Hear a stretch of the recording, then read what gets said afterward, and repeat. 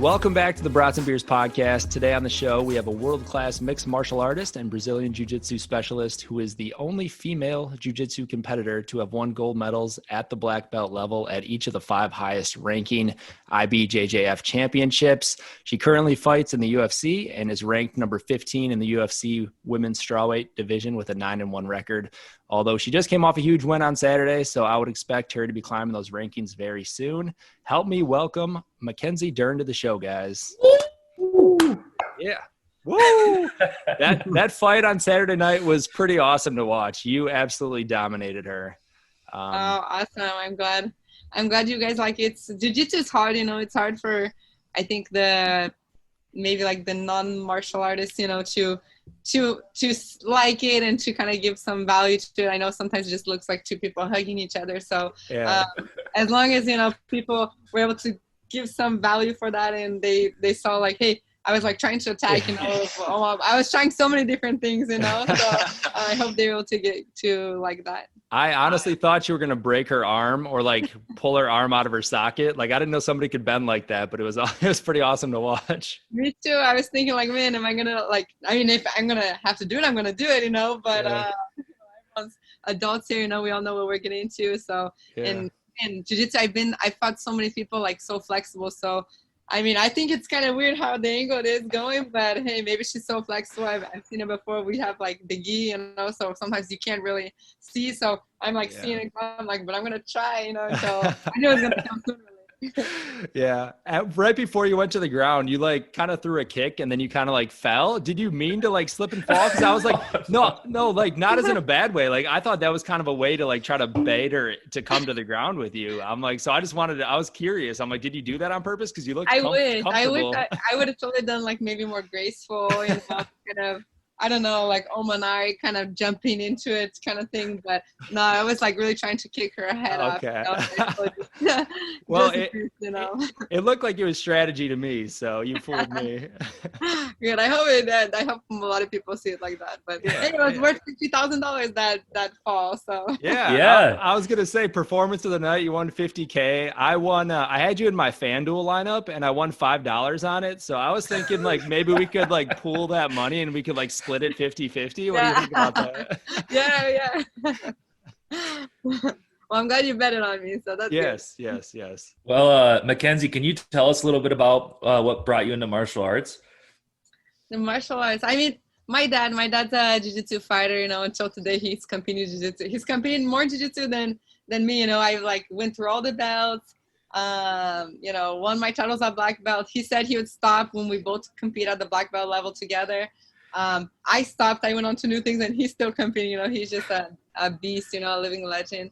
And he's had an academy since I was born. So, just like was a lifestyle, not really like, baseball, they have like baseball season and basketball season, and then it's over. It's like jiu-jitsu all year round, so just take me to the academy. And first I would put movies on while he's teaching class when I was little and just slowly start paying attention and you start jumping on all your uncles, and trying to do the things that you see everyone doing. And that's where I started. I had my first competition when I was 6 years old and never stopped. That's awesome. Well, that leads me to my second question. Congratulations. You had a baby last year, right? Yeah. So are you going to try to teach her martial arts as well? Oh, for sure. She's 15 months now, and man, she loves to watch like jiu-jitsu tournaments, all my fights, MMA. She was watching it. She watches Daddy too. He's a professional surfer, so I don't know if she'll like want to be an athlete, like doing surf or fighting, but she definitely is showing a lot of interest into it. But she's like all the time getting my gloves, and she puts my gloves on and hit. It's like it's so good, but I'm like wishing that she was kind of start with jiu-jitsu, instead of the punching, like cause she's trying to punch everything right now. And we're like trying to teach her from like, like you can't say, you can't, because she's watching me do it all the time, so it's kind of hard to say like, no, it's bad. And then mom does it, but just teaching her like, like sport wise, and you can't just punch anyone, all the kids you see or things like that. So it's definitely a little obstacle right now in this challenge in this, but I definitely hope that she enjoys jiu-jitsu. I think for the self-defense part, especially being a girl, and rape and all these things that can happen. I think jiu-jitsu is like one of the best self-defense things that a girl can learn, and a guy too. Yeah. Oh, sure. At what age are you going to put her into her first armbar? Yeah. And she gets me in arm bars all the time. All the time I'm like, talk to her and get her to do it, she thinks it's funny. But I don't know. We'll see. We'll see. She has her gi already. She already has her gi. Okay. So we'll see when she starts Already. getting a little more serious. That's awesome. Do you have an opponent that you're like looking forward to fight next, or do you have anyone in mind? No, a lot of people ask me that, and just see who the UFC offers me. Like I was saying, like right now with the Corona, people are like fighting kind of back to back, and there's like new contenders and all these things, and then all of a sudden a fight is canceled because someone gets Corona, and so I mean, really anything. I'm gonna be training, so I mean, I'm not gonna say like, oh, I want a last minute fight, but I'm ready if anything happens. Hopefully no one gets Corona. Our card, no one got Corona on our card, so I think all the fans were happy to see like a really packed card with lots of fights. Yeah. And just see who they offer. I definitely want to keep climbing the ranks, so someone that beating them could get me like one step closer. Sure. And matchup wise, I still haven't figured out what's the best matchup for me. Because it's like I think, man. Okay, I'm a grappler. Is it good when I fight a striker? Like, okay, I need to work on my hands, but when I get to the ground, they're just like a fish out of water? Or is it better I fight like someone whose strength is grappling, because I'm so confident that even their strength is grappling, but it's not going to be as strong as my grappling, so I'll be totally good. So I still haven't figured out like what's an ideal matchup for me as a grappler. So for me, matchup wise, it's like, man, basically they're all the same, as long as I have the 15 minutes to get them, or 25 minutes if it's a main event, that's a lot more than enough time to get to the ground and play my game. I just need to be like confident in breaking that distance and taking a couple punches and throwing my punches and boom, get to the ground. And then I think I'll be good. That's great. Oh, sorry, Cody, you go. No, I was just kind of reading a little bit about your abrupt change in coaches, and we don't got to delve too far into that, but do you think that's kind of a silver lining that you changed coaches, and maybe you're going to learn a little bit more of the stand-up side of things versus just being on the ground with the new coach? Definitely, for sure. I think I learned something from all my coaches, in the past, the present, so definitely take things from all the coaches. I won fight with my ex-coach, so I definitely was evolving, but because I'm training so hard, so it's gonna be impossible you evolve or you train so hard and never evolve. But I kind of felt like a little bit almost like a video game, and I could just do like certain things, and I couldn't just like when they say go, just when they say this and when they say that, and very like controlled, and with Coach Perillo, man, it's just like just teaching me how to see, where I see openings, how to have my base, how my punches are like more dangerous, just like having my base and I'm not falling over, and kind of my jiu-jitsu style, just throwing with everything I have and hope that if it doesn't happen, I can fall to the ground, like now I'm punch and stay, I have my balance to move and move in and move out. So and just letting me be creative, he's for real is like, man, yeah, you want to throw that kick, go ahead, throw that kick, like, man, let me just show you like, okay, this, that, like to perfect it, but really letting me become like blossom into this all-around fighter, giving me the techniques, not like I have to be this this character in a video game and just do what the controller says, and I really like that because my whole life I've been like that from jiu-jitsu, even into MMA, just trying different things, and a jiu-jitsu girl, so I can throw these crazy things, it will be a surprise, and if I fall to the ground, that's my world. So yeah. That's awesome. What's the atmosphere like in with like no fans? Like, does it affect you at all? Do you even notice it, or? I don't, like, you definitely notice it, but man, once they close the cage and you hear like that click, and you just see the person in front of you, you're pretty focused, I think it's good and bad. It's good. You can hear like the coaches, you can hear the opponent, you kind of hear like the noise you make when the punches hit, like, ugh, you're like, okay, that hit, she felt it. And like the bad thing, I think, and the good thing too, I guess, if depending what side you're on, when they have the crowd, like sometimes you punch and maybe it wasn't that really tough, the punch wasn't that, but the crowd is like, oh, and then that can either break the opponent or make you grow, so it's like, I think that that cheer, the crowd kind of can move with the person's head, the fighter's mind, you know, and that helps sometimes in the fight, especially if it's like two tough people. But I like the small ring. The fact that it's in Vegas, you know, being in the Apex, it's a way smaller ring, so the least amount of distance is better for me. So I'm like, okay, nowhere to run, you know. Yeah, I love that. Well, yeah, Mackenzie, you seem like such a nice and sweetheart individual. Like, what mentality do you use to switch that off before the fight, you know? Yeah, definitely. I mean, I think that was something always in the jiu-jitsu world that a lot of people were surprised. Like, I was always really friendly with a lot of the people I was like fighting, you know, and like, man, I don't even like want to talk to you, know, because I have to like go and try and choke you right now, you know, but like you're so cool. And like for me, it's just I fought so many people like 1 month, maybe I fight the same girl 3-4 times, you know, so I know like she can beat me, I can beat her, you know. If I'm beating her more, like, hey, that's my, you know what I mean? That's good, you know. But it's like, you know, I mean, for sure, like Gabby Garcia, I beat her once, you know, she beat me 9 times, you know. So it's like I don't treat her different or anything because she beat me or beat her. So I think that mentality from jiu-jitsu just follows into the MMA thing and MMA world, and you have to have some type of like coldness. I think a little bit, like a little cold heart, you know, if you want to. You know, of course, I'd want to break Randa's arm, you know, but if she doesn't want to tap, you know, I'm going to try to go, you know, so you have to have a little type of, you know, kind of coldness to be able to really want to cut someone, elbow someone in the face, you know, and it's aggressive, you know, so, hey, I know that we have like rematches and stuff like that in the UFC, so if they beat me, like Amanda Ribas, she beat me, I think she's a cool girl, awesome, I'm still friends and everything like that. But the time to go, if I don't turn that on, you know, like, man, I need to want to hurt her, she's going to hurt me. So it's just the fact, like, kind of fly or die, or no, fight or flight, I think. Fight or flight. Yeah, something like that. So it's sure. like you gotta go time, you know, and just really get that. And I think that's one thing that my coach is really working me on, because with my fight that I lost, I think I wasn't like mean enough, you know.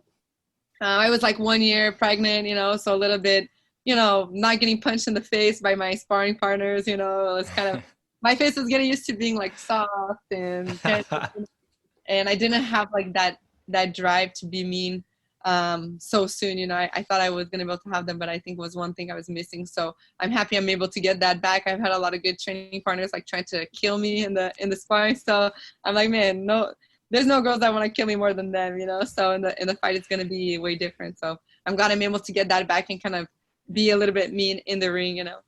Yeah. That's your only professional loss, right? Yeah. Mm-hmm. Yeah, it sucks. You know, it was so nice, the 0, you know, so pretty. Oh, man. Hey, you can't. Do you feel like that's changed your mindset a little bit, having that one in the right column there? For sure. Definitely, like, you know, made me like leave my comfort zone. I think when I had the 0, you know, like you think, oh, what I'm doing is fine, you know, like, sure, I have some hard fights, you know, but hey, I'm winning. So why am I going to change, you know, and all these things. But I think the way I was before the loss, like, I would only get so far, you know. Maybe I would have won a couple more fights, you know, like if I wasn't pregnant or something like that. But I don't think I would reach my full potential, you know. And now, once I got that one, you know, I like had to really like change some things and focus and figure out like what I need to get back onto the winning streak and show like I'm not just one more girl like in the mix, you know, like I'm a champion material. Definitely changed after I got that loss, you know. I said, okay, let me figure out how much I can change, and now I just want to keep changing, you know. I want to change like constantly every week. I'm like, I need something new, what can I get better at? That's awesome. What's your I missed it, but what's your walkout song? It's by Hippie Sabotage. It's Righteous. Yeah, it's pretty.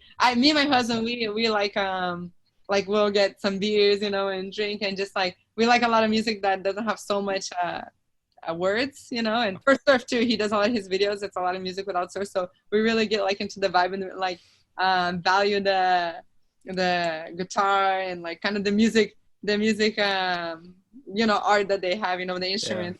Yeah. Man, it's so cool. So I really like the vibe that music gets. Yeah, when you and your husband get into arguments, do you just take him down until he taps out?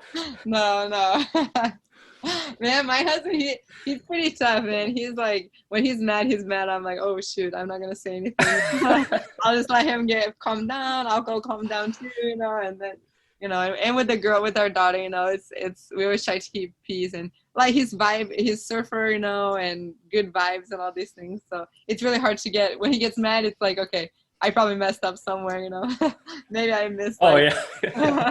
So have you been picking up surfing then since you're married to a professional surfer? Yeah, definitely. He teaches me all the time. He's always like pushing me. You know, he like wants to make me like push me on these huge waves. You know, I'm like, oh shoot, you know, I'm not that good at it. You know, he's like, no, you can do it. You're a fighter. You know, I'm like, oh man. So, but definitely, I got like my first high performance board now. Mhm. So now I can really try to do some maneuvers and stuff. So I'm trying to get better. Taking on some Mavericks. Yeah, huge man, huge wave. How many surfboards do you guys own?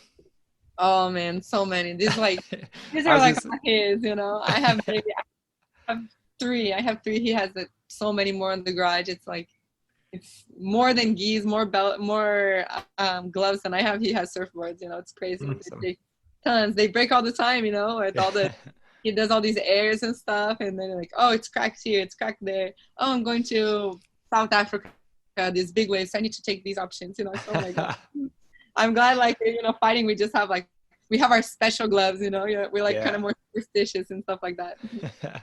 Yeah. So how many broken bones have you had, and what's the worst injury, the most pain you've ever felt, do you think? Broken bones, I haven't had that many. I've broken like all my fingers, most of my toes, you know, just from all the jiu-jitsu fighting, you know, grips and everything like that. But I think like my biggest injury was my ACL. I tore that on my jiu-jitsu tournament and was like, was hurt so bad. I like was crying, you know, and I kept fighting, you know, like we stopped because the doctor could come check you out and you can come back to the fight. If it wasn't like a submission, it was kind of like a takedown. She fell on my knee. So as long as it wasn't a submission, you can stop, get it checked out and keep going. And then he like made me do a squat and like walk. And like, I said, okay, I think it's okay. Maybe it was just the noise that scared me, you know, like at the moment. And then it was like 1 minute left of the fight. I was winning. And then like the first like kind of movement I did, it like gave out, you know, and I was on the ground. So I just kind of did guard type thing. But I could feel like it was so loose, you know, so, oh shoot, you know, so that was for sure like the most painful and I think like a big setback, you know, because I stayed maybe 4 months until I came back fighting again and I missed out on, that was my first ADCC that I was invited to, so I was going to fight the ADCC 1 year earlier than the one I won, so it was so sad, but it made me back stronger. Yeah. Well, props to you for staying tough and fighting through it. That's impressive. Yeah, it's better when you don't know really how severe things are, you know, like, Sure. I think it's okay. And you're like, okay, I think, you know, your mind is way stronger, you know, so I think if it was like, man, you had an ACL tear, I would be like, oh man, okay, I can't do it, you know, but if I didn't, I just found out what happened later, you know, so it's almost better not to know. Yeah. So giving birth was probably a piece of cake, right? You just popped it right out. Man, it was like, but Moa too, she was late, you know, she didn't want to be born. She was totally fine in my belly, you know, and we were like, the 2 days before I was at the beach, my husband was competing. So I'm like on the beach, walking around, going up and down the stairs. I went to the Jiu-Jitsu World Championships, like going up and down the where people sit, you know, the Stands. Yeah, the stands, you know, and man, she just didn't want to come out. So I was actually induced, and once I was induced, she just, I didn't even use pressure. You know? So, okay, that was good. I mean, I got the epidural, the injection on my back, you know, because I don't want to go through any pain. But definitely it was fast, and she did good, and we did good. And now I think fighting is a little bit more painful. Yeah. She came out with the mouth guard and gloves on, huh? Yeah, Bob Marley. We're listening to Bob Marley in the room, you know. So That's awesome. awesome. Like good vibes, you know. That's cool. What's the beef with you and Amanda Cooper? Amanda Cooper. Yeah. Man, nothing. She didn't shake your hands. Did that piss you off? Oh, yeah. I mean, I like now that I'm seeing it, I saw some videos, you know, and I said like, man, I think I did like give my hand a lot of times, you know, but I think it's just like the fact that they didn't give you a hand, you kind of want to keep giving like, oh, maybe she missed it, you know, like, no, like, no, really, she's not going to give me my hand, you know, you kind of feel like, I think I kind of just subconsciously like just keep giving her another chance, you know, and then just kind of kept blowing it off, you know, and actually like one time she like looked And then she came back and yes, I said, oh yeah, maybe she just didn't see it, So, but then on the way in, she kind of did like a little mocking, that I didn't make the weight for her fight, So, and then I gave her the hand, like kind of like, man, sorry, I didn't make the weight, and then she didn't shake it. So then I kind of got like a little bit more in her face. But after the fight, we were all good. She came and talked to me. Oh, okay. We're all good. Yeah, so you didn't make the weight. So what's that? You lose like 30% of the payout? Is that what it is, or? Yeah, like I think the commission is 20%, but the fighters too, the other person, they can ask like, oh, but I'll only fight for 50%. She asked for more. I think she asked for 50% or 40%. But we said like I didn't want to pay all of that. I was like, okay, then I prefer like to not fight. And then I think we said like the 20% like the normal, and then if we win, we'd give like an extra 15% of the win purse. So yeah, I lost so much money in that fight. But you was not a good thing. Yeah, I just want to know like because you're fighting around 115. So what is like a normal variance in your weight? Like I think you weighed in at 123 in that fight with Amanda. Yeah. Is that pretty on the upper end for you, or how does that range? Yeah, for sure. Like that was that was in 2018, so after Moa was born, and now I've just been walking around so much lighter. I'm like 120 walking around. Like today I'm 120 after I fought at 120. I weighed in 115. So really it's like no weight cut anymore. And 123, that's what I had missed weight at. So the next day I think I was like maybe 135, was like a lot heavier. So just a totally different person now, Now I see what it feels like to train lighter, train more close to the weight I fight at. Things just feel the same, they feel the same. You don't feel like slow. You don't feel like you went through so much, I don't know, suffering. You feel like it's exactly like I'm inspired, like the whole time I'm training. So I like to be walking around a little bit weight close to what I fight at. All right. Do you guys have anything else? Otherwise, I do want to play a quick little game with you, unless you guys have any other questions. No, I'll ask her after the game. Okay. All right. So this game, it's just like an either or. Like you just have to pick one or the other. Is that fine? Yeah, let's see. All right, let's do it. So first, beers or seltzers, like hard seltzers? Beers. Beers. Okay. Brats. Yes. Okay. Brats or burgers? Burgers. Okay. Vodka or whiskey? Whiskey. Yes. Yeah. Dana White or Joe Rogan? Let's see. That's so funny. I think Joe Rogan. Okay. I like that. Conor McGregor or Nate Diaz?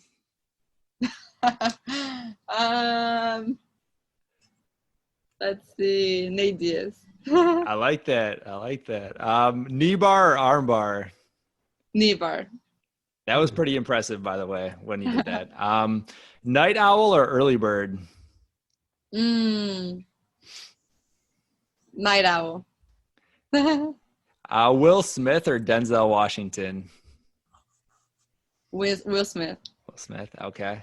Dogs or cats? Dogs. Vanilla or chocolate? Vanilla. Darts or pool? Pool. And then Batman or Superman?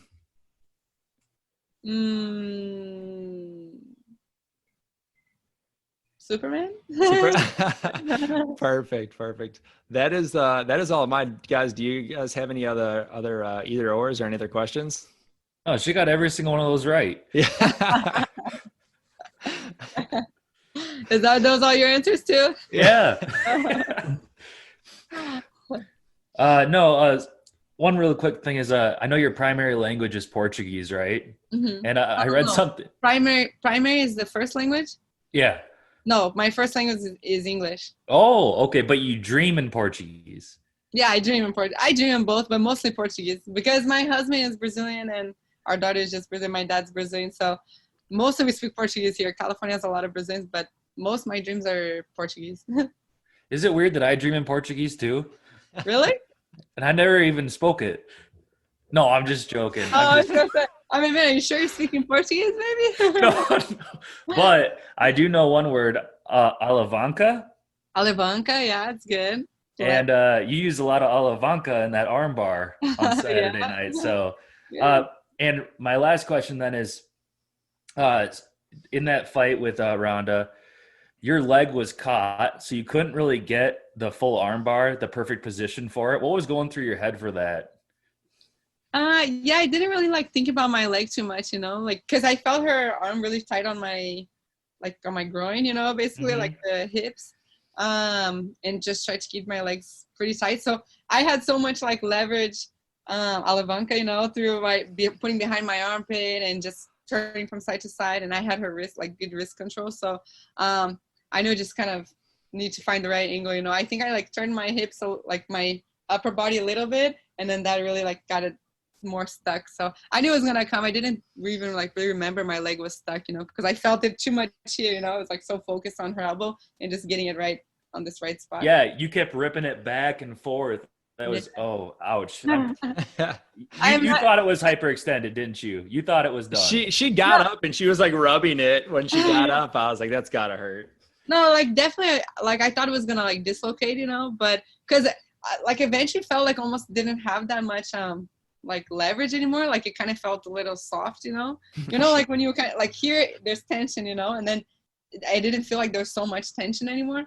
So I was like, man, I'm gonna keep going until something happens, because the referee said if he sees like dislocation or breakage, he'll stop it, So I mean, I was hoping that we wouldn't get to that, because you don't want to see the person like not be able to fight for a while or anything like that, But she was tough, man. She was flexible and giving like it would be tight. She would do like just a little like this, and then it would like release the pressure, And I said, okay, like kept to get back, and then it would be tight again, and then she'd go like this, and then it would release again. So, you guys all drink beer? Is that yeah. I'm a big IPA guy too. I love IPAs, but I'll pretty much drink any beer or whiskey. Yeah, my husband too. Whiskey, man. Whiskey. I'm trying like the whiskey in the like ice cube water, coconut water, So. Yep, that's awesome. What's his favorite whiskey? Jack Daniels. Nice. Good choice. Good choice. Yeah, we got some after my fight. I popped some champagne on my dad to celebrate the jiu-jitsu bonus, and then we had some whiskey to celebrate. It's been a long camp, so gotta celebrate. Yeah. Yep. When's the next fight? I want to fight. They said maybe the end of November or December. So as long as it's before 2020, that's the goal. I'm happy I have enough time to train and just prepare. So if I can get one more fight and one more bonus in this year, I'm tied for the most submissions in the strawweight division, the women's strawweight. So if I can get one more, it's like I feel like it's so close to break like another record. Yeah. That's awesome. Well, good luck. Yeah, thank you. You're kicking some ass and you're not taking much damage in the process. So yeah, man, jiu-jitsu, man. That's what it's about. Next time you fight Amanda Ribas, kick her Ribas. What's up? Ribas. Awesome.